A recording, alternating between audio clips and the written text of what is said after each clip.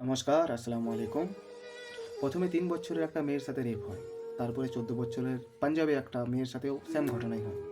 এই ঘটনাকে পরিপ্রেক্ষিতে যদি আমাদের চায়নাতে যান, তাহলে সেখানে তাকে মৃত্যুদণ্ড হিসেবে দেওয়া হবে। এবং এই ঘটনায় যদি আবার সৌদি আরবে যান, তাহলে তাকে তো শের কালাম করে দেওয়া হবে। যদি এই ঘটনায় আফগানিস্তানে যান, তাকে ফাঁসির দড়িতে ঝোলানো হবে। এই ঘটনায় যদি আবার উত্তর কোরিয়ায় যান, মাইন্ডসেটটা রাখবেন উত্তর কোরিয়া, ঠিক আছে? তাকে না শের কালাম নাকি ডাইরেক্ট শুট আউট করে মারা হবে। আর আমাদের লার্জেস্ট সেকেন্ড জনসংখ্যা বৃদ্ধিতে আমাদের ভারত, এখানে কি করা হয় জানেন? এখানে করা হয় যে মেয়েটি কেন ঘরের থেকে বাইরে হয়েছিল, মানে এটা কোশ্চেন। মেয়েটি সবসময় বাড়িতে কেন থাকতো না?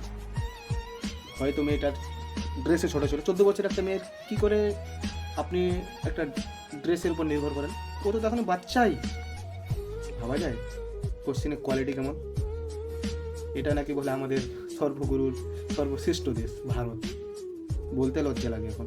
जिधर भी देखो हवस के जल्लाद बैठे हैं। संभाल कर रखो अपनी फूल सी बेटियों को, क्योंकि देश चलाने वाले बेऔलाद बैठे हैं, बेऔलाद।